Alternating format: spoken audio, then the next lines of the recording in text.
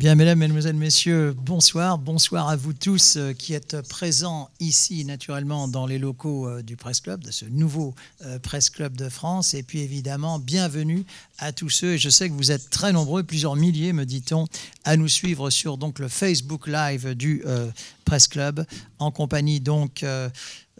enfin, je ne veux pas le faire rougir, mais si je dis l'avocat le plus célèbre de France, il ne va pas aimer. Enfin, on va dire donc l'un des avocats les plus célèbres de France, en tout cas l'un de ceux qui a le pouvoir de conviction certainement le plus fort, et qui en plus, avec lequel je partage beaucoup de choses, notamment l'amour de la chanson française qui nous a fait nous rencontrer plus d'une fois dans des concerts de ceux que nous aimons. Et puis l'amour de la vie, l'amour des jolies choses de la vie. Cher Eric, c'est vraiment un grand plaisir de... Bon, habituellement, nous tutoyons, mais là nous allons nous vouvoyer pour les... Oui, enfin, on va essayer en tout cas. Ou sinon, on fait en anglais. Là, du coup, c'est plus facile. Mais c'est un... Je ne peux pas lutter contre vous en anglais. Bon, c'est un vrai plaisir de... Allez, on va être simple. C'est un vrai plaisir de te recevoir. Vraiment, merci beaucoup d'avoir accepté au Presse Club de France une fois par mois. Nous recevons une personnalité. Il y a deux critères. Un, c'est en général, il y a un livre qui vient de sortir et nous allons avoir l'occasion d'en parler. Deux livres en la circonstance. Et puis le deuxième critère, je dirais, c'est peut-être le premier, c'est en général, c'est les personnes que nous apprécions. Donc voilà, bienvenue en tout cas, cher Eric. Je pense qu'il est à peu près inutile de te présenter, même si dans tes deux livres, tu dévoiles quand même beaucoup de ta vie. D'ailleurs, ce sera peut-être ma première question, parce que tu dévoiles notamment dans ce dictionnaire de ma vie, tu dévoiles beaucoup de choses sur ton enfance, sur ta jeunesse, sur tes parents, sur ton modèle, Maître Furbery, nous y reviendrons peut-être, et tu le fais quand même avec beaucoup de courage, ça n'a pas dû être très facile justement de dévoiler tout cela. Qu'est-ce qui finalement t'a poussé à te dévoiler sans doute comme jamais dans ce livre, Dictionnaire de ma vie, paru tout récemment aux éditions Quérault? D'abord parce que je pense qu'on est le fruit de son histoire et que je suis arrivé à un âge où il y en a plus dans le rétroviseur que dans le viseur, et que j'ai beaucoup réfléchi aux raisons pour lesquelles j'avais souhaité devenir avocat. Alors, je ne sais pas si je suis parvenu au bout de ma réflexion, mais il y a évidemment dans mon enfance un certain nombre de choses qui font que... des choses que j'identifie qui font que je suis avocat. Et puis, je pensais aussi qu'il était important que l'avocat soit incarné, au sens où on méconnaît cette profession. Les Français détestent les avocats, ils aiment leurs avocats, mais ils détestent les avocats. Et je voulais expliquer qu'être avocat, c'est d'abord et avant tout être un homme, comme tous les autres. Et ce que je raconte de mon histoire, évidemment, est singulier, mais en même temps, c'est quelque chose qui nous appartient à tous, enfin, d'une certaine façon. Tu expliques également que dès le début, c'est avocat pénaliste que tu souhaitais devenir. C'est vraiment une vocation de toujours. D'ailleurs, dans ton premier livre, qui s'appelle Direct du droit, que nous avons également... D'ailleurs, je trouve que le jeu de mots est quand même assez sympathique. Direct du droit. Une métaphore sportive. Tout le monde aura compris. Ouais. Tu expliques que c'est en fait des affaires assez anciennes désormais, auquel tu t'es profondément attaché. Tu parles notamment de l'affaire de mémoire Christian Ranucci et de l'affaire Fesch, qui date de 1957, où là, un jeune homme qui ensuite était, j'espère ne pas dire de bêtises, qui ensuite a été quasiment sanctifié par le Vatican, a été condamné à mort. Oui. Et peut-être peux-tu revenir là-dessus. Là, c'était en 1957, donc tu n'étais pas né. Mais ensuite, il y a eu l'affaire Ranucci qui est en 1974. Ce sont ces deux affaires-là qui vraiment ont poussé le jeune homme que tu étais. C'est surtout Ranucci, oui. C'est l'idée de la... Enfin, son exécution qui m'a bouleversé. J'étais adolescent et je ne peux pas expliquer pourquoi, mais je me suis dit que... Enfin, sans doute que ça nourrissait mon romantisme un peu morbide d'adolescent. Et je me suis dit que ça devait être un métier fantastique que de se dresser contre la peine de mort. Et puis peut-être aussi l'idée d'être seul contre tous, c'est quelque chose qui m'a fait beaucoup rêver quand j'étais gamin, oui. Rappelons que Christian Ranucci avait été défendu notamment par maître Jean-François Le Forcenet du barreau de Oui, Marseille, qui et n'avait Paul que Lombard, 25 ans, oui. mais qui n'avait, le regretté Jean-François Le Forcenet, malheureusement, qui nous a quittés bien trop tôt, et qui n'avait que 25 ans. Et qui ne s'est jamais remis de... Et qui avait à peu près le même âge que, Oui, bien sûr. que Ranucci. Oui. Ça, c'est vraiment quelque chose qui a énormément compté pour toi, pour entrer dans cette profession. Oui, il y a sans doute d'autres choses, mais ça, c'est l'élément vraiment fondateur, oui. Oui, je me souviens parfaitement de ce moment où l'on apprend à la radio, où j'apprends à la radio l'exécution de Ranucci. Ouais. Et alors, donc, il y a également, parce que tu en parles dans ton livre précédent, ça c'est beaucoup plus ancien, sur la réhabilitation de Jacques Fesch. Peux-tu nous rappeler brièvement les circonstances de ce qui a précédé cette condamnation à mort, en fait? En deux mots, il est accusé d'avoir tiré sur un policier lors d'un vol à main armée. Il y a de vraies contestations sur son intention homicide. Il est condamné à mort. En dépit d'un comité de soutien extrêmement important, il ne sera pas gracié par le président de la République et donc exécuté. Et pendant sa période de détention, qui est de plusieurs années, il va rédiger des œuvres qui sont considérées aujourd'hui par l'Église catholique comme des œuvres majeures. Et son fils, j'aime beaucoup son fils. D'abord, il ne porte pas le nom de son père, et il va tout faire pour pouvoir enfin porter le nom de son père. Il va diligenter une longue procédure, et parce qu'il est fier de son père. Et puis il va me demander de déposer une requête en réhabilitation. Mais la loi n'a pas prévu l'hypothèse d'un condamné à mort exécuté. La loi, elle permet à tout un chacun d'être réhabilité quand son parcours de vie s'est éloigné de la délinquance. Mais la loi n'a pas prévu le cas du condamné à mort. C'est un cas unique. Et c'est donc le fils qui introduit la requête. Elle va être examinée bientôt et on espère qu'elle sera recevable. Et on a dans le parcours de cet homme le grand écart que les hommes peuvent réaliser entre la délinquance d'un côté, évidemment, et puis le bien, si j'ose dire, de l'autre. Et Fesch, c'est cette histoire-là, et elle est assez passionnante. Alors, jeune avocat, tout de suite, tu souhaites être pénaliste, ce qui veut donc dire refuser tout ce qui est, litiges commerciaux, divorce, oui. etc. Oui. Oui. Et là, tu prends un peu ton bâton de pèlerin. Tu n'as pas beaucoup de moyens, hein, tu le dis dans ce livre, et tu vas faire une rencontre extraordinaire avec Maître Furbury du barreau de Toulouse, qui est un homme dont tu parles vraiment avec beaucoup d'affection. Tu en parles à la fois déjà physiquement, il représente quelque chose, une élégance avec des cheveux blancs, et une élégance, et puis la façon de parler. Tu parles d'un léger accent du Midi, et cet homme va beaucoup te marquer. Oui. Beaucoup. D'abord, j'ai pas de père, moi. J'ai plus de père, et Alain, ça va devenir une figure tutélaire pour moi, et un père spirituel, au sens propre comme au sens figuré, parce qu'il est extrêmement drôle, spirituel. C'est une intelligence vive, c'est une très belle allure, il ressemble à un grand d'Espagne. Mais alors, ce qui se passe, c'est que quand je suis diplômé, on me dit, mais on ne peut pas ne faire du pénal. À Lille, on ne peut pas ne faire que du pénal. C'est pas possible dans une ville de province. Mais moi, je ne veux faire que ça. Et comme je suis têtu et opiniâtre, j'essaie de faire le tour de France pour trouver une ville où on peut ne vivre que du pénal. Donc, naturellement, je vais à Marseille. Nos amis marseillais. Jean-Claude Godin, que j'adore, va me téléphoner demain. Et personne ne veut d'un jeune stagiaire. Non. Puis je vais à Toulouse. Et là, je rencontre Alain Furbury, et c'était une rencontre absolument extraordinaire. Moi, je suis un gamin, il n'y a que ma mère qui sait que je suis avocat. Il va m'accueillir comme si j'étais un confrère, alors que, et avec tous les égards que l'on doit aux confrères que l'on aime. Puis je me souviens, on va dîner place Wilson, et le plat qu'il commande n'est pas assez bon, il considère que c'est pas digne de moi, et moi ça m'épate toute cette démonstration de prévenance, d'élégance. Bon. Mais il n'a pas besoin non plus d'un collaborateur. Alors j'atterris à Paris, puis à Paris je trouve enfin une collaboration chez un grand pénaliste de l'époque, Mais il me paye trop chichement pour que je puisse me loger. Et donc, désespéré un peu, je retourne à Lille. J'aime ma ville, j'aime ma région, mais on m'a tellement dit, et tous les Cassandres m'ont tellement dit qu'on ne pouvait pas vivre du pénal, que j'y vais un peu le cœur serré.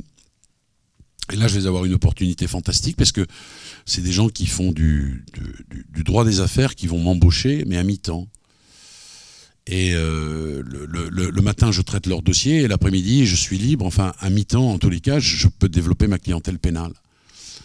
Et je me souviens, dans la salle d'attente, il y a à la fois des grands patrons du nord de la France, grands industriels, habillés comme s'habillent les grands industriels, avec mes premiers clients casquettes. Et jamais ces avocats-là ne me disent « mais enfin quand même, ça fait un peu de tâche dans la salle d'attente », jamais. Ils m'ont laissé un peu plus de 2 ans développer ma clientèle. Ils ont été merveilleux pour moi. Et après 2 ans, je me suis installé à mon compte. C'est comme ça que tout est parti. Et après, les choses sont finalement allées assez vite. Je sais pas. Tu expliques dans le livre combien de temps faut-il. Combien de temps. Je crois que c'est un dialogue avec Alain Furbery. Combien de temps. Ça fait 10 ans que je suis avocat. Et lui disant il faut 20 ans. Ouais. Il faut 20 ans. On plaide à Bobigny tous les deux parce que il va me faire rentrer dans des affaires. Je vais lui demander très souvent, parce que je suis en demande de venir me donner un coup de main dans des dossiers que j'estime difficiles. On a plaidé à Bobigny en 93. Et puis l'homme pour qui nous avons plaidé est acquitté. Et on se promène dans Paris, c'est la Coupe d'Europe que Marseille vient de gagner. Je me souviens de ça, parce qu'il y a des gens qui se jettent dans les fontaines de bonheur. Enfin, bon. À Paris ? À Paris, ouais. Ça a changé depuis. Ça a changé un peu, ouais. La victoire de Marseille, enfin bon, bref. Oui. Mais ils se sentent français davantage que marseillais, à mon avis. C'est la victoire d'une équipe française, c'est la première. Enfin voilà, il y a cette ambiance. Et puis, moi, un peu crânement, je lui dis mais il faut combien de temps pour faire un bon avocat ? Puis, secrètement, j'espère qu'il va me répondre tu es déjà un bon avocat. Et là, il me regarde, puis un petite étoile dans l'œil, et puis il me dit 20 ans. Et c'est une gifle, quoi. Mais imprimé, je la sens arriver, là. Voilà, ça fait mal. Et je pense qu'il avait raison. Et après donc, il décède, je crois, en 99, je crois, et tu expliques que c'est une vraie blessure, une vraie blessure pour toi. De la façon dont tu en parles, ça semble être encore une blessure aujourd'hui. Oui, ça l'est encore, et je pense à lui tous les jours. C'était vraiment Est-ce que dans cette profession, un peu comme dans le journalisme, où on a souvent des mentors, des maîtres, des parrains, on va dire, oui. Est-ce que chez les avocats, c'est également le cas ? Bien sûr, oui. C'est un métier de transmission. Oui. Et de transmission orale, surtout. Est-ce que toi, parmi les jeunes, qui j'imagine doivent être très nombreux à venir te voir, à solliciter des rendez-vous, est-ce que tu as déjà certains qui t'ont demandé d'être leur parrain ? J'imagine que oui. Mais c'est pas quelque chose qui se demande, c'est quelque chose qui se fait naturellement. C'est comme dans la vie, il y a des jeunes, on les entend plaider, puis on se dit mais là, il y a quelque chose, il y a un vrai talent, ça ne demande qu'à prospérer, tout ça. Oui, bien sûr.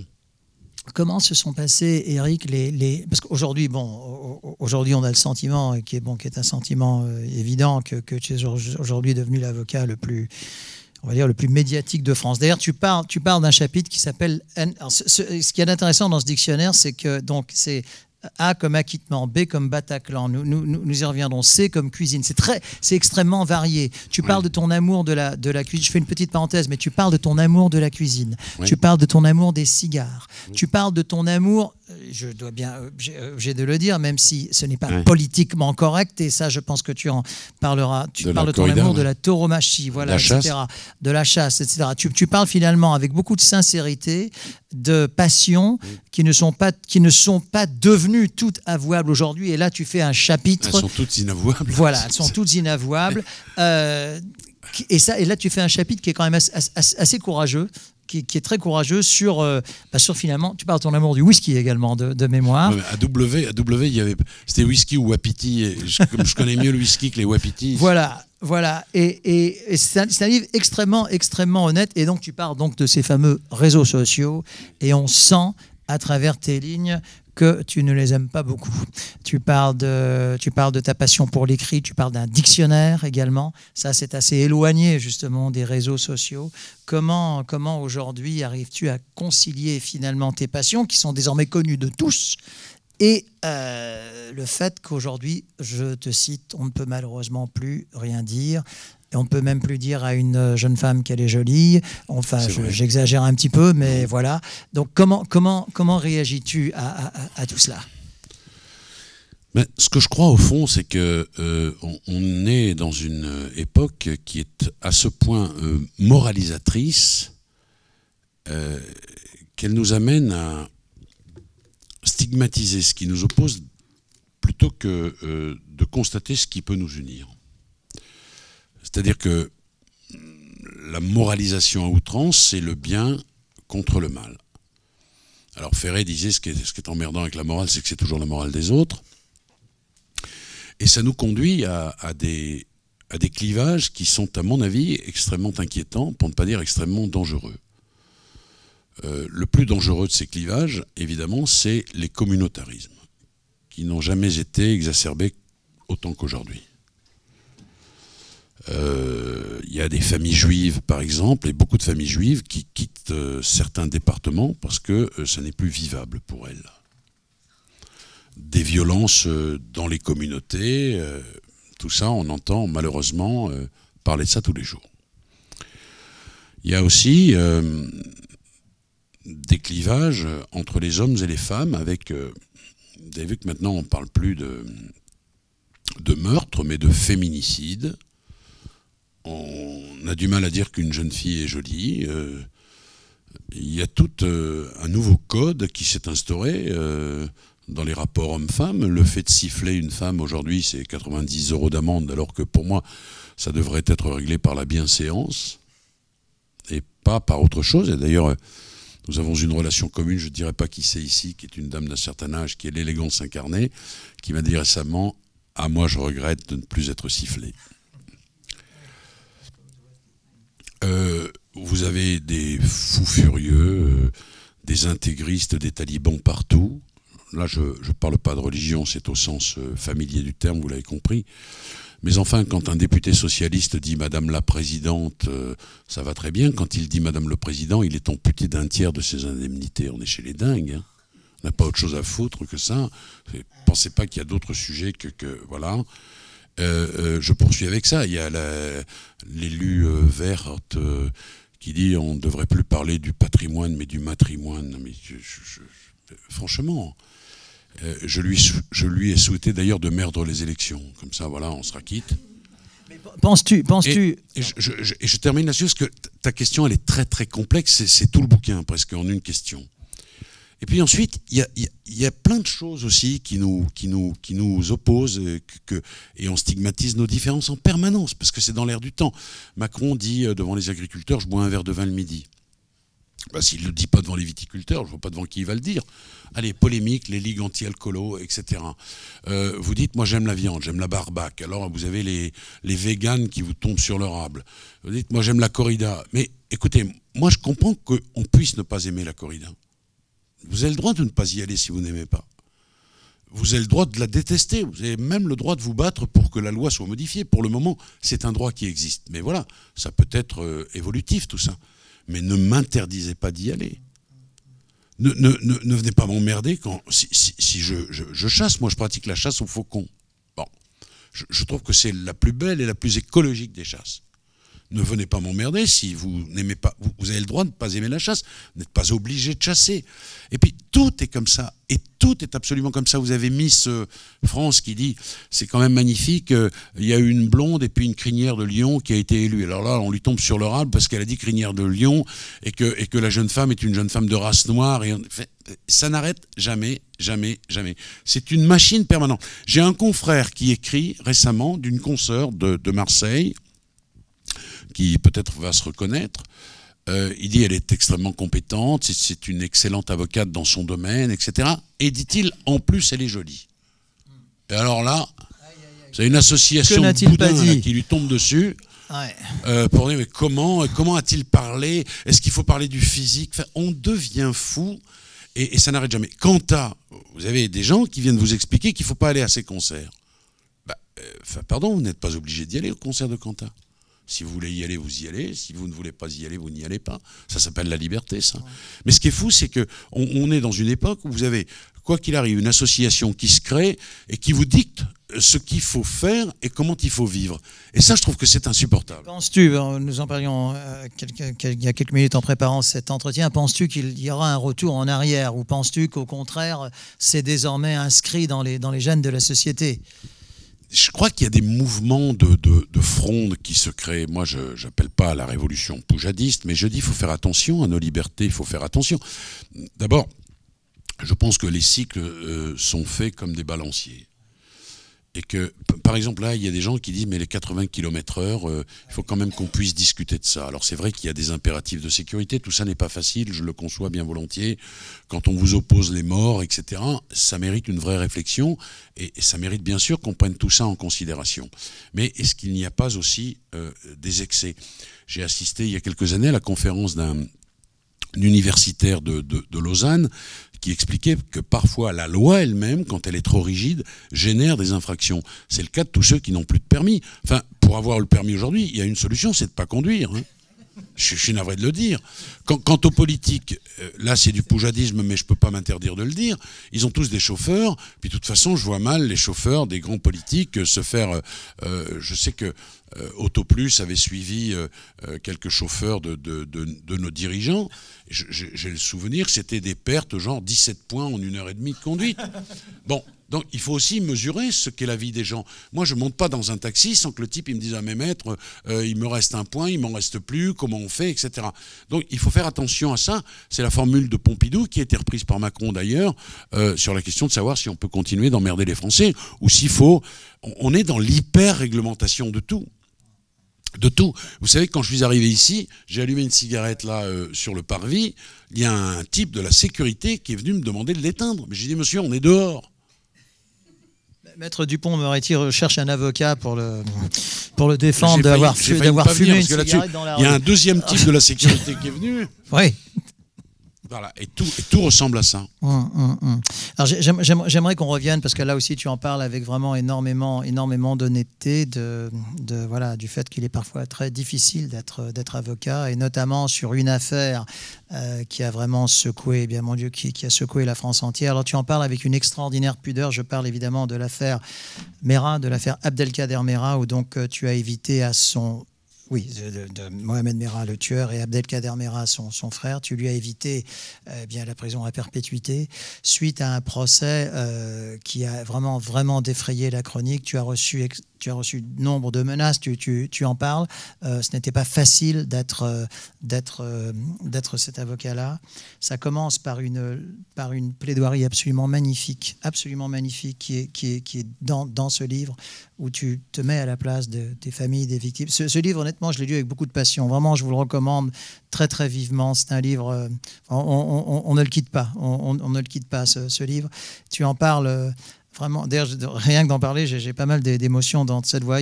Tu publies donc une plaidoirie absolument magnifique, et tu dis en substance que finalement, tout le monde a droit à une défense, en fait. C'est ça. Tu cites d'ailleurs Maître Pollack, Maître Vergès, d'autres modèles pour toi, j'imagine, et même les pires.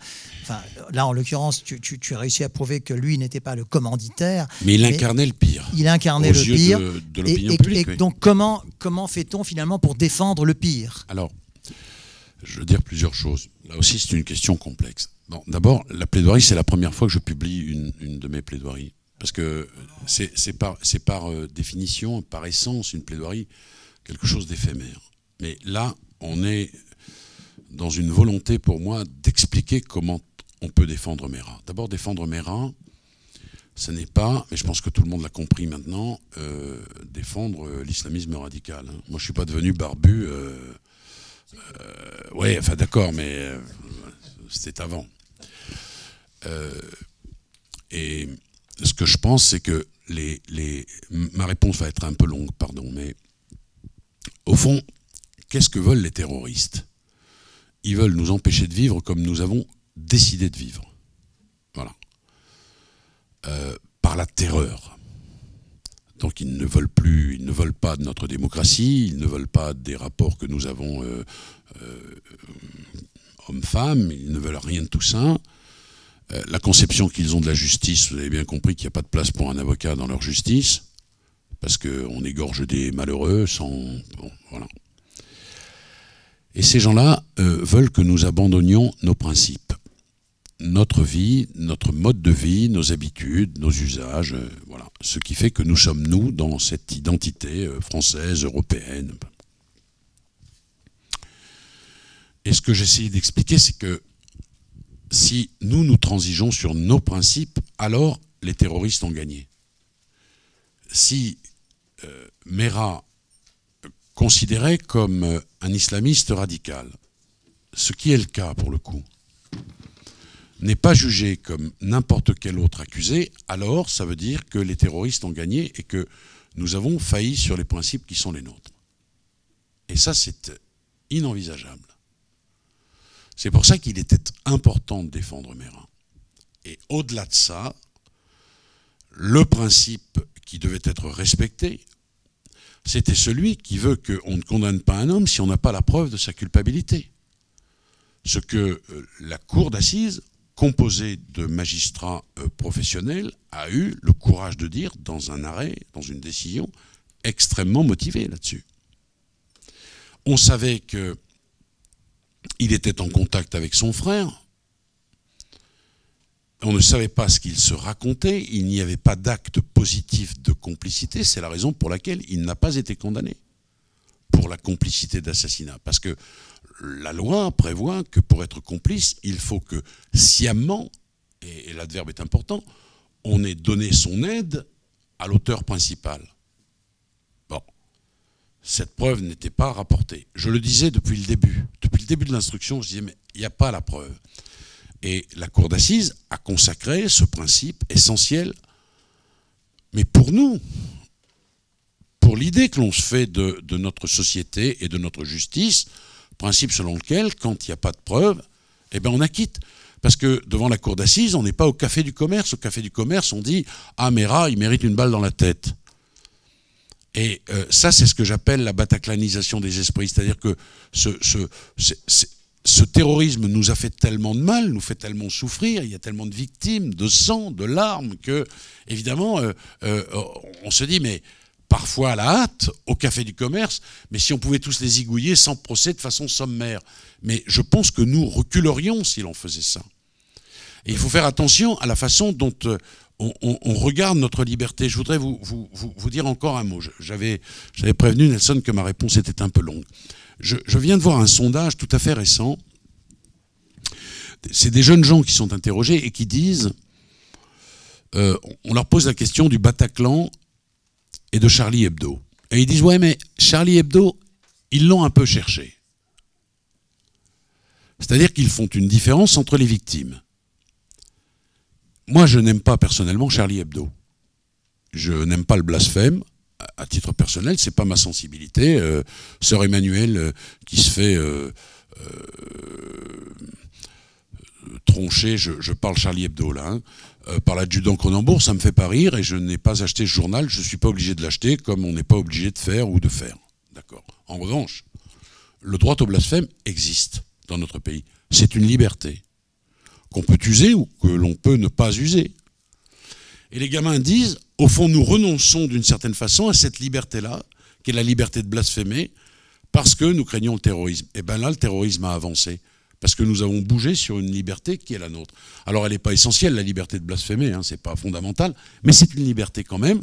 Et puis on part du principe que les petits abandons entraînent les grands. C'est pour ça que c'était important de défendre Merah, pour que des gens disent, il y a des principes, ils existent, et ça, je ne l'ai pas fait tout seul, je l'ai fait parce qu'il y avait des magistrats courageux et qui ont rappelé qu'effectivement, on ne pouvait pas condamner un type si on n'avait pas la preuve de sa culpabilité. Sinon, on se met au même niveau que les terroristes. Et une dernière chose, pardon. Le premier acte pacificateur après la guerre, pour les plus anciens ou ceux qui s'intéressent évidemment un peu à l'histoire, c'est un procès, c'est le procès de Nuremberg. Les nations jugent alors les principaux responsables nazis. Hitler s'est suicidé, donc il manque évidemment dans ce procès, mais ils ont tous des avocats qu'ils ont choisis et il y aura 3 acquittements, pardon. Et tous ne seront pas condamnés au maximum de la peine. Par exemple, l'architecte d'Hitler, Speers, sera condamné à 20 ans. Mais ce que je veux dire, c'est que les nations libres décident, c'est le premier acte de pacification, un procès. Et c'est là où la justice est essentielle, et c'est là où il y a des principes qui doivent être respectés. On m'est tombé dessus quand j'ai dit que c'était mon honneur d'avoir défendu Marat, et je le redis, c'était mon honneur d'avocat, parce que c'était compliqué, parce qu'il était seul contre tous, j'allais dire une fois encore, parce qu'il incarnait le mal absolu, et que j'estimais qu'il était utile. Et puis il y a autre chose, et après je m'arrête, parce que là je suis vraiment trop long. Il y avait 2 gamins avec moi, la jeune génération, on parlait des jeunes tout à l'heure, Antoine V, Archibald Céleron. Je leur ai dit, est-ce que vous venez avec moi? Mais mesurez bien que votre nom va être indiciblement lié à cette affaire. Et tous les deux, ils ont dit, ouais, on y va. Et ils ont été avocats jusqu'au bout des ongles. Voilà, c'était compliqué, mais vraiment, moi, je suis content de l'avoir fait. Tu en parles, quelques brefs extraits de cette plaidoirie. D'abord, il y a l'horreur que nous inspirent ces crimes, leur cortège de chagrin, de révolte et d'incompréhension. Des hommes de paix assassinés, blessés, des petits-enfants qui ont été exécutés, toute cette abomination commise au nom de Dieu.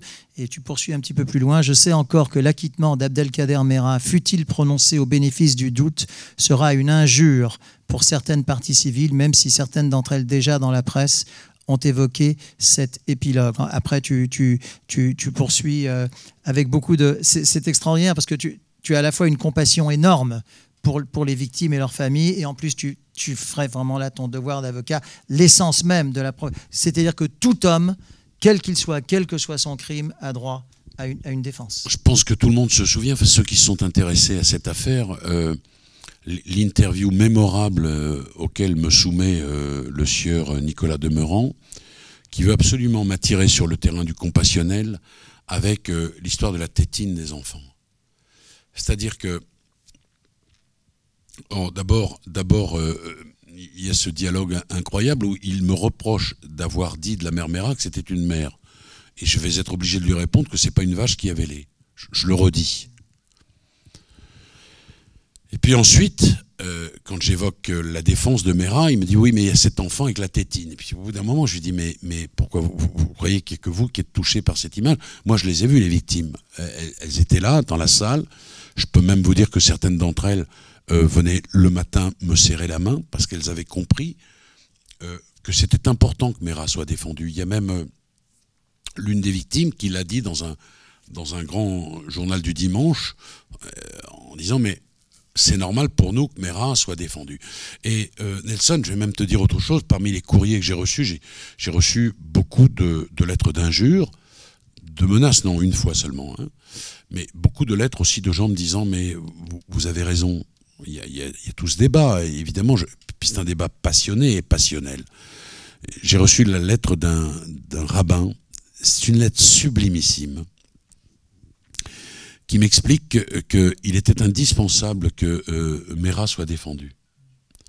Et il y a là-dedans une compréhension de la situation et un recul, et les mots qui ont été utilisés d'ailleurs par cet homme, qui est un homme de paix, pour dire, mais oui, c'est notre institution aussi qui est en jeu, et je le redis, notre façon de vivre. Mais Breivik, l'affaire Breivik, vous savez... En Norvège, mais tu en parles également, oui. Bon, il y a des voix qui s'élèvent à ce moment-là en Norvège pour dire mais il faut alourdir les peines, il faut condamner davantage.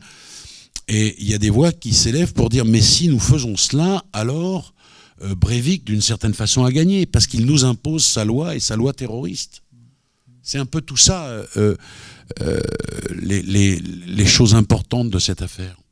Alors le temps passe très vite en ta compagnie, donc nous allons prendre, je pense, quelques questions. Je suis sûr qu'il va y en avoir. Il y a déjà beaucoup de mains qui se lèvent. Nous avons également sans doute des questions qu'Isabelle nous donnera sur notre Facebook, mais peut-être.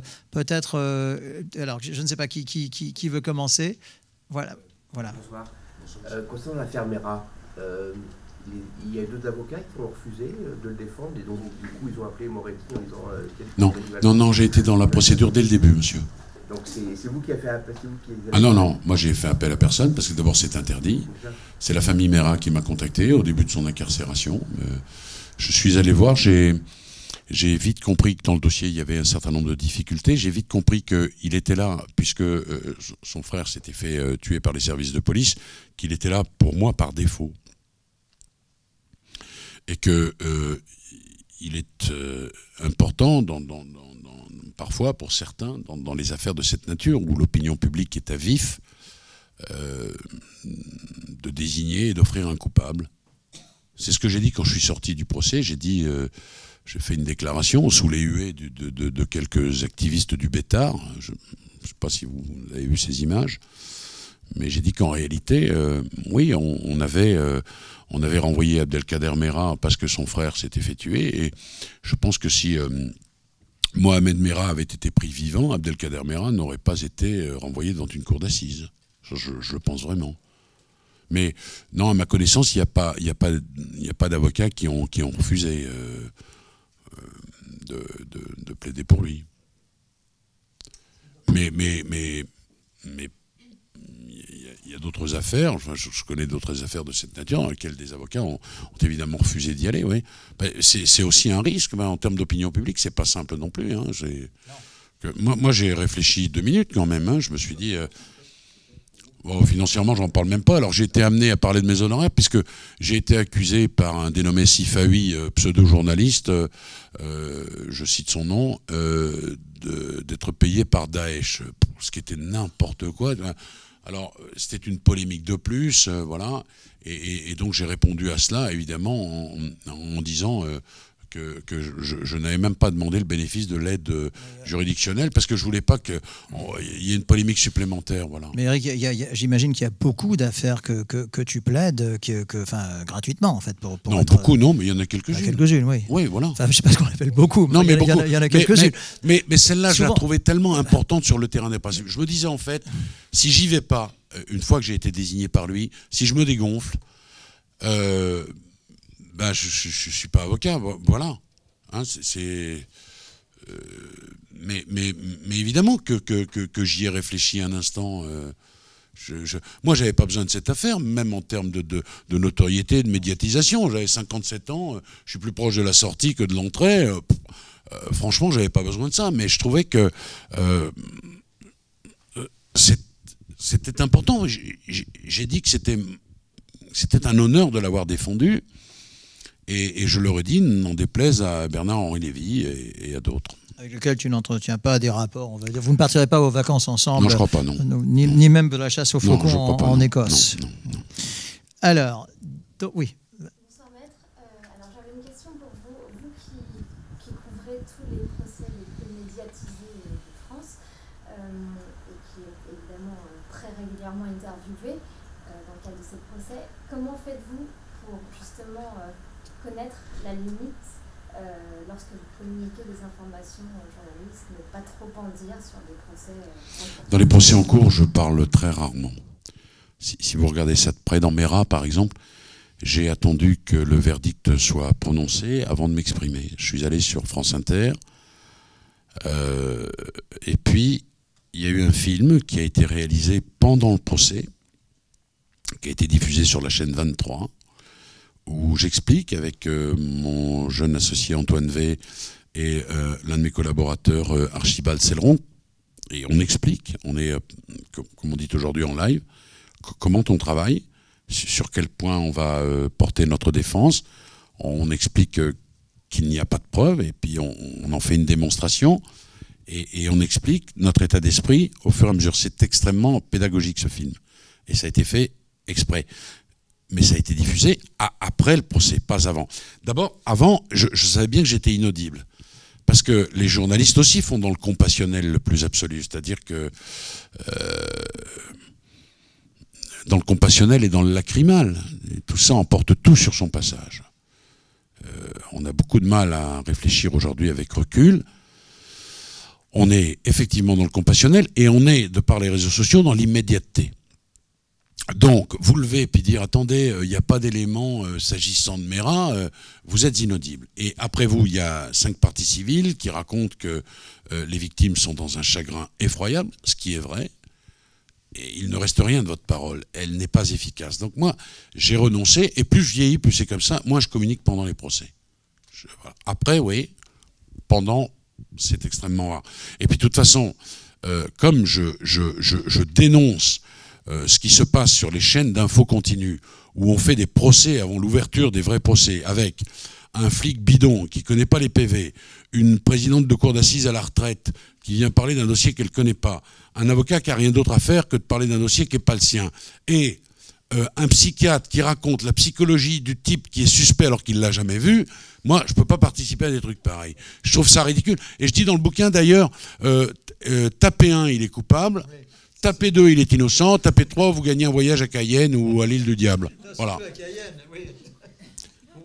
Et il ne reste rien de la présomption d'innocence dans ces machins-là, donc c'est pas la peine de participer à ça. Ça n'est pas fait pour un vrai contradictoire. Puis en plus, je vais vous dire autre chose, je pense que les jurés ressentent favorablement cette espèce d'idée que vous leur réservez à eux votre travail, votre énergie, votre réflexion, et pas la galvauder avant l'ouverture du procès. Moi, je communique peu avant les procès. Très peu. Alors, oui, au fond. Bonjour, Robert Chalut de la télé l'Iran de demain. Et en acceptant que tout le monde mérite d'être défendu, j'ai un exemple, par exemple, à 10 h du matin, un assassin ou un assassiné vient vous voir, vous acceptez comment il y a un choix, une conviction. Si c'est un assassiné, il a un peu de mal. De par nature. Il a raison. Non. C'est une façon de vous donner l'exemple. Comment le choix de défendre A et B, ça se fait, c'est-à-dire la sélection. Je vais vous dire, monsieur. Oui. Vous venez me voir et puis vous me dites, voilà, mon fils. Enfin, pardon, hein, mais je veux illustrer le propos. Mon fils est en prison. Voilà. Ce qu'il a fait, si les faits sont reconnus, ou voilà ce qu'on lui reproche. Bon, les critères, c'est quoi? Si vous me dites l'affaire vient le 22 novembre devant les assises de Quimper, le critère, c'est mon agenda. Je vais vous dire, là, c'est pas possible, monsieur, parce que le 15 novembre, je suis déjà ailleurs. C'est contingence matérielle. Ensuite, je vais essayer de me faire payer, parce que je vis aussi de mon métier. Ensuite, il y a l'intérêt que je porte à l'affaire. Et puis ensuite, il y a la liberté que vous me laissez. Parce que si vous m'imposez un système de défense, vous prenez la porte. Je veux dire par là, monsieur, que je peux défendre un islamiste radical. Merah est, de ce point de vue, un homme qui est un idéologue dur. Mais je ne peux pas défendre un islamiste radical qui me demanderait de plaider que l'islamisme radical, c'est formidable. Ou un type qui refuserait de s'exprimer, raconterait que Dieu est grand et m'interdirait de prendre la parole pour... voilà, s'il ne collabore pas, moi j'y vais pas. Je ne suis pas un pot de géranium là devant lui. Vous comprenez? Je disais que je pourrais défendre un négationniste, mais pas un négationniste qui me demanderait de dire que les chambres à gaz n'ont pas existé. Vous voyez, je veux une liberté dans mon système de défense. Et puis moi, si j'estime que le dossier est cuit, archi cuit, et qu'il y a 25 preuves contre vous, et parfois ça arrive, et que vous me demandez de plaider un acquittement, c'est pas de la vertu, là, pas du tout. Mais c'est de la conscience professionnelle. Je dis, monsieur, je ne peux pas vous suivre sur ce terrain-là, donc je ne vais pas vous donner satisfaction. Je suis incapable de plaider ça, ça correspond... Enfin, vous voyez, c'est tout ça, voilà, les critères, c'est cela, monsieur. Hein? Et... oui, enfin, je pense vous avoir à peu près tout dit. Puis après, il y a aussi des questions de compétences. Si vous venez me voir dans un domaine qui n'est pas le mien... je vous dirais non, je prends pas cette affaire. Voilà. Grosso modo, j'oublie peut-être 2 ou 3 choses, mais je pense vous avoir répondu complètement. Simplement, à titre d'indication, tu parlais d'agenda. L'agenda d'un avocat pénaliste comme toi est rempli combien de temps? Quelquefois, on parle des grands musiciens, les chanteurs d'opéra, c'est 4-5 ans à l'avance. Je ne sais pas, là non, tu parlais du mois de novembre. Non, peut-être pas, mais non, parce qu'il y a, 1 an et demi, 2 ans. Non, Nelson, parce qu'il n'y a pas d'affaires qui sont audiencées à 4-5 ans, mais... 1 an et demi à l'avance 6-7 mois, oui. 6-7 mois. Donc, là, tu sais ce que tu feras le 15 décembre, par exemple, oui. à 14h. Ah oui. Ah ouais. Oui. Tu fumeras pas le cigare dans la rue, c'est interdit. Non, non. Tu as une visibilité jusqu'à la fin de l'année, là, par exemple. Ah ouais, je prends quelques jours de vacances et ça doit s'arrêter aux alentours du 21 décembre, c'est un truc comme ça, ouais. Ah oui. Et il n'y a rien d'autre. Je vois. De septembre à décembre, il y a des procès importants et longs qui vont s'ouvrir et Tu parles en attendant peut-être d'autres questions, tu parles, parce qu'évidemment c'est un surnom qui te colle au basque, si je puis dire, d'Akitador, d'ailleurs qui a commencé par Akitador, et puis tu dis avec beaucoup d'humour, je préfère, tu ne sens pas être totalement amoureux de ce surnom, mais tu me dis que je préfère quand même ça que Perdator. Ouais, bon, à l'origine c'est un clin d'œil d'un de mes amis qui est le bâtonnier de Marseille, Dominique Mattei. On avait fait une réunion un peu comme celle-ci, là, pour les avocats à Marseille, puis il avait fait un petit jeu de mots sur Akitador, bon voilà. Puis alors il y avait un journaliste dans la salle qui a écrit Akitator, bon, ok. Et dans un mouvement assez panurgique, je me suis rendu compte que c'était devenu Akitator, bon. Et j'ai même vu, quelques temps après, il y avait un film sur Canal, sur le professeur Viguier, qui avait été acquitté à Albi. Et j'entends, à ma grande stupéfaction, la journaliste qui dit ses confrères le surnomment Akitator. Mais non, c'est pas vrai, c'était pas vrai, quoi. Mais voilà, c'est devenu ce truc-là. Et alors après, oui, effectivement, j'ai dit c'est mieux ça que Perdator. Mais ce qui me saoulait un peu, c'est que ça faisait un peu. Les avocats, ils ont une obligation de moyens, pas de résultats. C'est comme les médecins. Et moi, dans ma vie, j'ai gagné des trucs ingagnables, c'est vrai, quelques-uns, puis j'ai perdu des trucs imperdables. Ouais. Et alors, je trouvais qu'Akitator, ça faisait type qui perd pas, il y avait quelque chose d'un peu mécanique, comme Terminator, là, ce truc. Bon, ça me chagrinait un peu. Et j'étais obligé de dire, et je le dis encore, d'ailleurs, vous savez, monsieur, moi, je peux vous promettre que je vais essayer de vous défendre le mieux que je peux, mais je ne peux pas vous promettre le résultat. Ça, c'est compliqué parce que ça suscite parfois de telles attentes et de telles espérances qu'il ne faut pas que ce soit une espèce de truc de magie noire. Voilà la défiance que j'ai avec ce surnom. Bon, pour le reste, oui, c'est mieux que Perdator quand même. D'autres questions? Oui. On vous a vu notamment dans les films, Ouais. Ouais. Hier soir, ça a très bien marché. Voilà. Plusieurs millions de téléspectateurs, malgré le football. Ouais. Excellent. Et alors, c'est une bonne passion ou... Vous savez, écoutez bien. D'abord, si je jouais au golf, par exemple, voilà, ça n'intéresserait strictement personne. D'ailleurs, j'ai une relation particulière avec le président de la Fédération française de golf, parce que maintenant on s'écrit, puis on fait greenement vôtre, parce qu'il m'a dit, ouais, vous critiquez le golf, c'est un type qui a beaucoup d'humour, et on s'est amusé comme ça. Cette parenthèse... J'adore le golf. Mais ok, voilà. Bon. Moi, j'ai eu cette proposition, j'ai fait ça pendant mes vacances, ça m'a fait marrer, j'ai adoré ça. Et alors, vous savez, certains disent en France, je ne sais pas si c'est en France ou ailleurs, mais enfin, certains disent en France, les gens, ils sont dans des catégories, puis voilà. Bon. Le jour où on me dira que j'ai mal bossé un dossier, parce que j'ai été faire des histoires là devant des caméras, j'écouterai la critique. Pour le reste, j'ai 57 ans, écoutez, vous êtes un jeune homme, je voudrais vous dire que j'ai passé ma vie à essayer de défendre la liberté des autres et que je m'autorise à être le seul à définir le périmètre de la mienne. Donc oui, ça m'a plu, j'y vais. Il y a des concerts qui m'ont dit la fois dernière, dans une audience publiquement, ah oui, mais nous, on ne fait pas les actrices. Et je dis, ouais, mais en même temps, vous n'avez jamais proposé un rôle. Voilà, c'est ça, parce qu'on leur demande pas. Voilà, moi, c'est mon truc. Chacun en pense qu'il en veut. J'ai 57 ans, pas de compte à rendre, je fais de mal à personne. En plus, et puis j'aime bien, ça me plaît bien, et voilà, oui. Voilà. Tu jouais quelque part un peu ton propre rôle. Franchement, t'étais bien. C'était hier soir. Ouais, bon, je sais pas si. Enfin, voilà, moi, j'ai pris du plaisir à le faire. Puis je vais vous dire un truc, ce qui m'intéressait aussi, c'était... Moi, d'abord, j'ai toujours dit, avant même de faire un peu de cinéma, enfin bon, j'ai toujours dit qu'il y avait une théâtralité dans le judiciaire.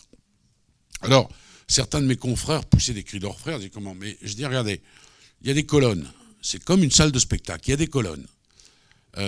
Alain Furbery, un jour, il m'a raconté qu'il était à l'opéra, puis quand ça sonne, il y a une sonnerie, il a failli se lever, c'est comme parce qu'aux assises, quand ça sonne, bon, voilà.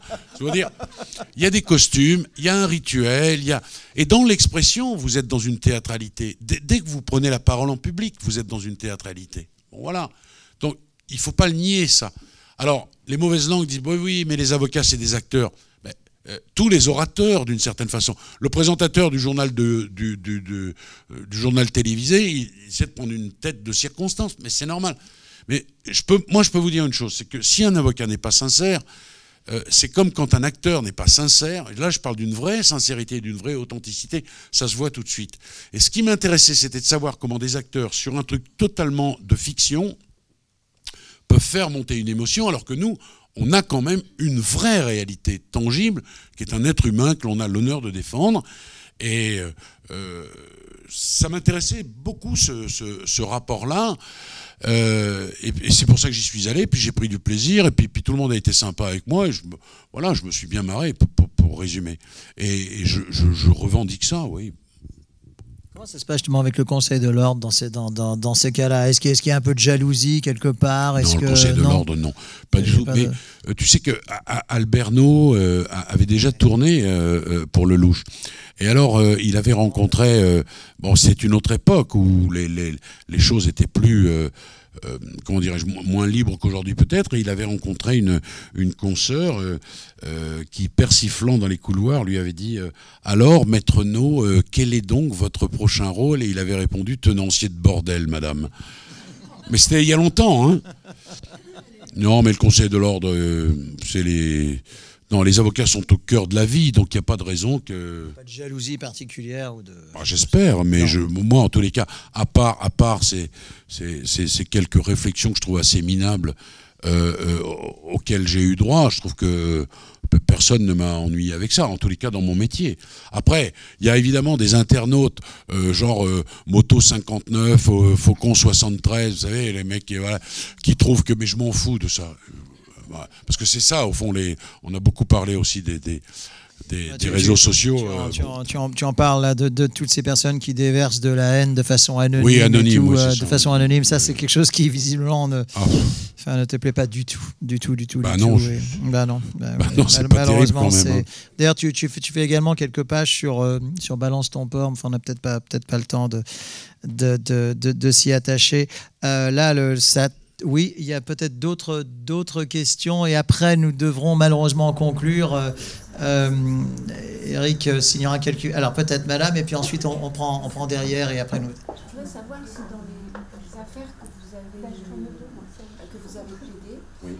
Est-ce qu'il vous est arrivé, parce que vous parliez de la sincérité de l'avocat, d'avoir eu la conviction que votre client était coupable, mais que du fait de votre défense, et parce que la charge de preuve, je pense plutôt à des homicides, n'était pas établie et que vous avez pu le démontrer, vous avez permis l'acquittement de ces personnes. Mais votre conviction, parce que dans la relation, vous étiez fait une autre opinion. Alors, je vais vous dire, madame. On pose des bonnes questions. Non, c'est excellent comme question, ça, parce que là, on est au cœur de ce que peut être le métier d'avocat exercé par un pénaliste. Quand on plaide un acquittement, madame, il n'y a pas de sincérité ou pas de sincérité, en ce sens qu'on est sur quelque chose de très technique. Qu'est-ce qu'il y a contre vous si vous êtes accusé? Il y a le témoignage que l'on a entendu de madame une telle, mais il est contredit par le témoignage de madame une telle. Madame une telle dit que votre véhicule a été vu à 10 heures, mais madame une telle dit que à 10 heures, elle vous a vu ailleurs. On est purement technique, là. Bon, sincérité, pas sincérité, quand vous êtes dans le technique, voilà. Alors, pour répondre complètement à votre question, quand aujourd'hui je pense à des gens qui ont été acquittés,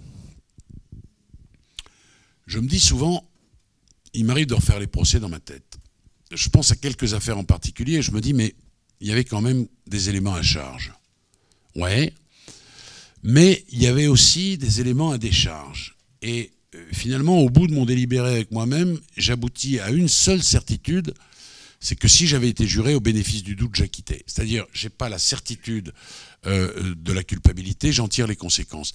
Et ce que je vais vous dire, c'est pas du tout de la provoque, c'est pas du cynisme. Mais tant que les cours d'assises acquittent de temps en temps un coupable, ça signifie que la charge de la preuve incombe au ministère public.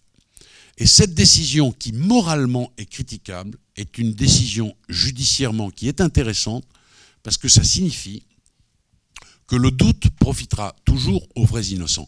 C'est ce que Voltaire, à propos de l'affaire Calas, exprime de la façon suivante. Il dit « Il vaut mieux acquitter 100 coupables que de condamner un seul innocent ». Et c'est une réalité.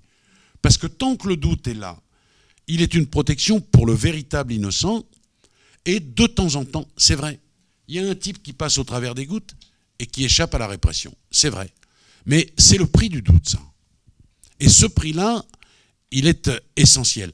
Parce que si on condamne avec un doute, alors là, on est très efficace, sans doute, mais on va fracasser beaucoup de vrais innocents. Hein. Ça, c'est une certitude. Le témoignage des époux Aubert dans l'affaire Christian Ranucci.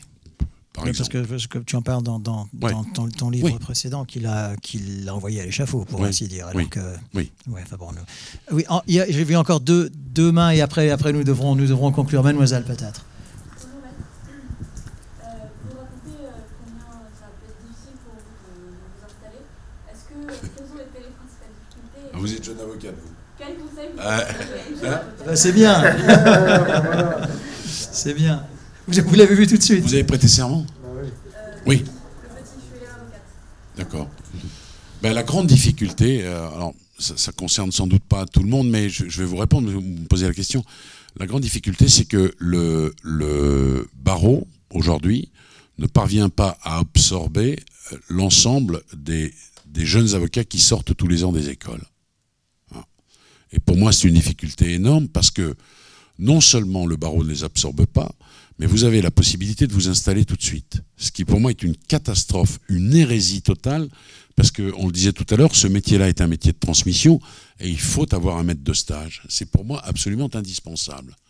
Et je pense que le barreau y perdra en compétences s'il continue sur cette lignée-là. Alors là, je ne m'exprime qu'en mon nom, et c'est loin d'être l'idée générale et l'idée majoritaire au barreau, mais je pense qu'on ne peut pas faire venir des jeunes gens et au sortir de l'école, leur permettre de s'installer sans avoir le maître de stage, le contact avec le maître de stage, sa patte, sa façon de faire. Enfin, il faut beaucoup de temps pour construire un avocat. Et je trouve que c'est une catastrophe pour notre métier. Alors, si vous voulez un seul conseil, vous en voulez un seul, parce que voilà, c'est de bosser. Ouais, vraiment. Je pense que, écoutez-moi, je pense qu'il y a trop d'avocats là pour le moment, mais qu'on aura toujours besoin de bons avocats, surtout par les temps qui courent. Donc accrochez-vous et travaillez plus que les autres.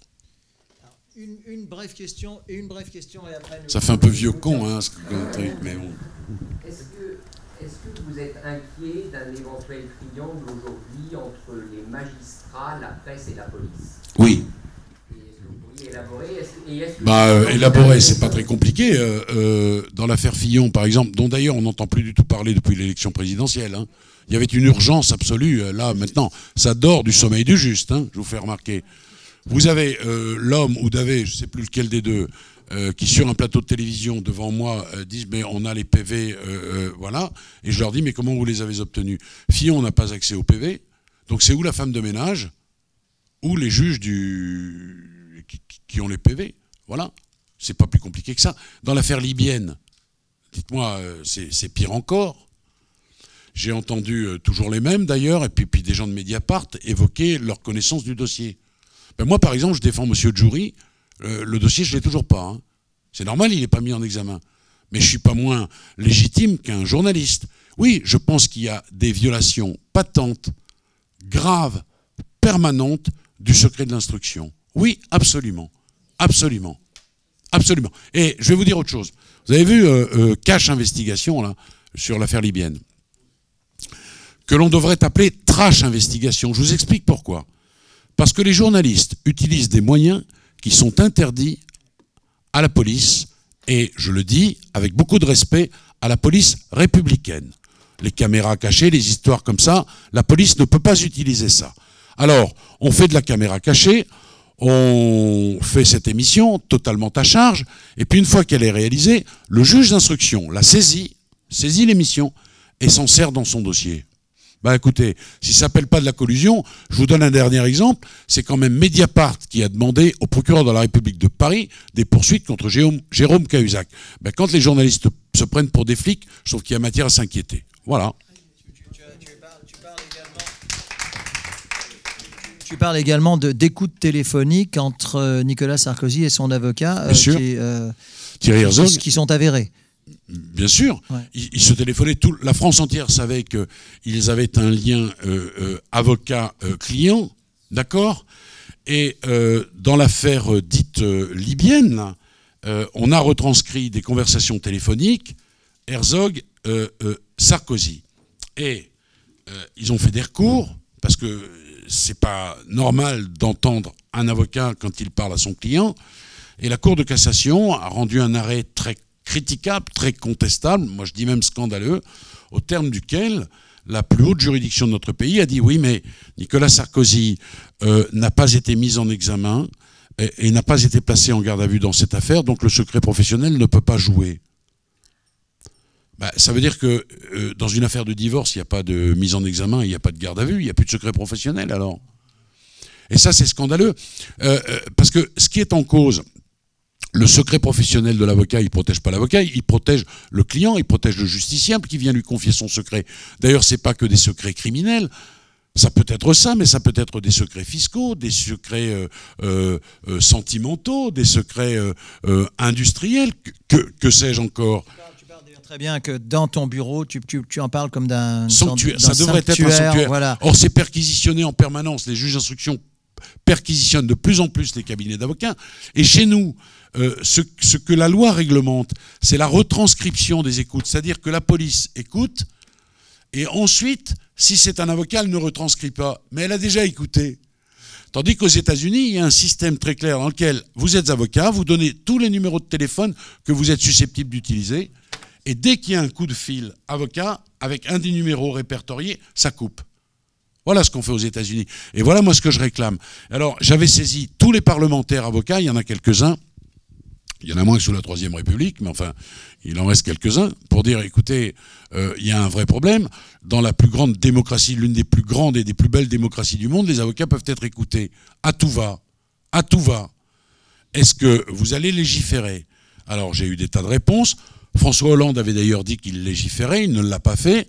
Et il faut maintenant que le pouvoir prenne là-dessus ses responsabilités et réaffirme que, sauf s'il a commis des infractions, l'avocat ne peut pas être écouté. C'est normal s'il a commis des infractions. Il est un justiciable comme un autre. Et que son cabinet, c'est pas l'annexe du commissariat de police. Et qu'on ne peut pas venir perquisitionner sous n'importe quel motif. Je vous donne un exemple simple. Demain, on recherche un bandit en cavale. Il appelle son avocat. Ce qu'il a le droit de faire, puisque l'avocat peut représenter quelqu'un qui est en fuite. D'accord ? Eh bien, moi, j'affirme que si j'ai un coup de fil le lundi, le mardi, je suis perquisitionné dans le but de trouver une adresse, etc. Mais je ne suis pas l'annexe du commissariat de police, moi. Il faut qu'il y ait un endroit où ça se soit sanctuarisé. Et le cabinet d'avocat doit être inviolable. Sauf si, ça on est d'accord là-dessus, l'avocat commet des infractions. Évidemment, l'avocat qui trafique de la drogue, c'est normal qu'on puisse perquisitionner son cabinet. C'est même la moindre des choses. Mais dans un rapport avocat-client, ça devrait être totalement interdit. Or, ça n'est pas le cas. On multiplie. Vous parlez, monsieur, de police, magistrat, presse. Je dis que nous sommes de moins en moins invités à la table judiciaire. Voyez-vous ? De moins en moins. Et qu'il existe, je l'ai dit dans ce livre, j'ai dit dans l'autre aussi, une nouvelle, j'ai appelé ça une nouvelle race de magistrats, qui se fout mais complètement de ce que sont les droits de la défense et qui se sont affranchis d'un certain nombre de règles. Voilà, moi ce que je pense, et je peux l'illustrer de multiples façons, et ça m'inquiète beaucoup. Une toute dernière question. Donc il va falloir qu'elle soit bonne, évidemment. J'espère. Vous venez de dire qu'il y a trop d'avocats, mais dans votre livre, justement, vous parlez vraiment de l'École nationale de la magistrature, et vous dites que pour être juge, c'est mieux d'être avocat d'abord. Donc, n'y a-t-il pas besoin de tous ces avocats qui vont devenir juges après? Donc, il n'y a pas trop d'avocats. Madame, d'abord, je vous rassure, elle est excellente, votre question. C'est la dernière.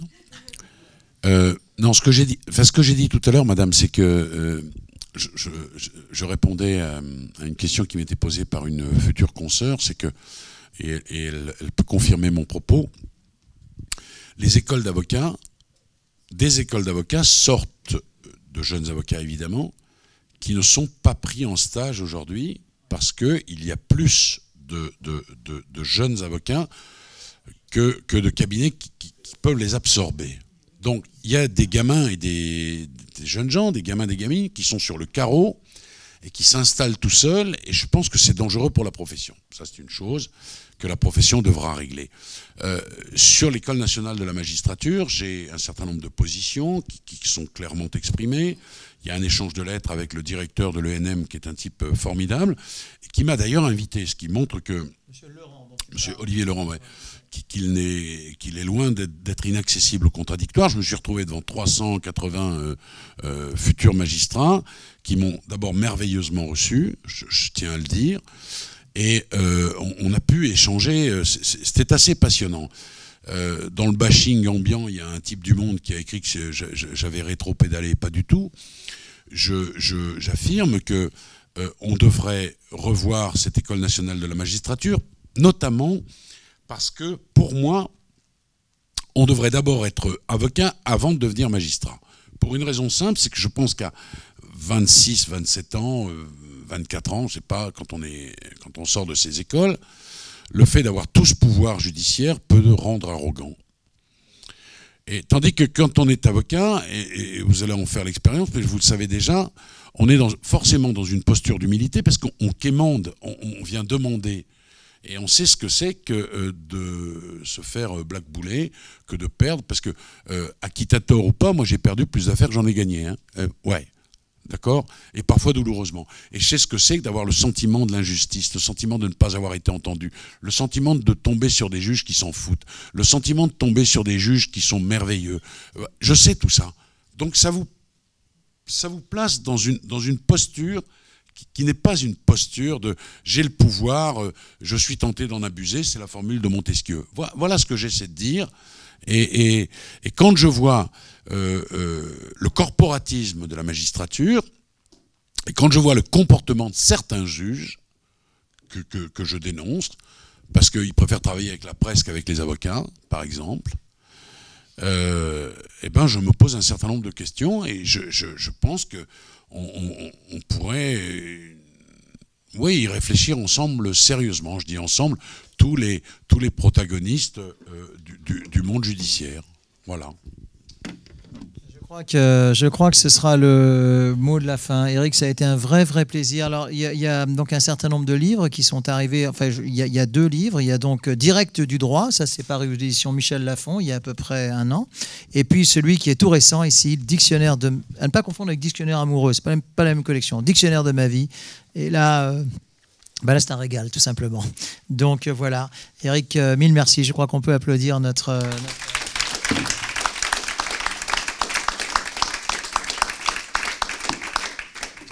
Et rendez-vous certainement au mois de septembre et au mois d'octobre avec d'autres invités qui, j'espère, seront de cette dimension et sauront nous passionner autant. Bonne fin de soirée à vous tous.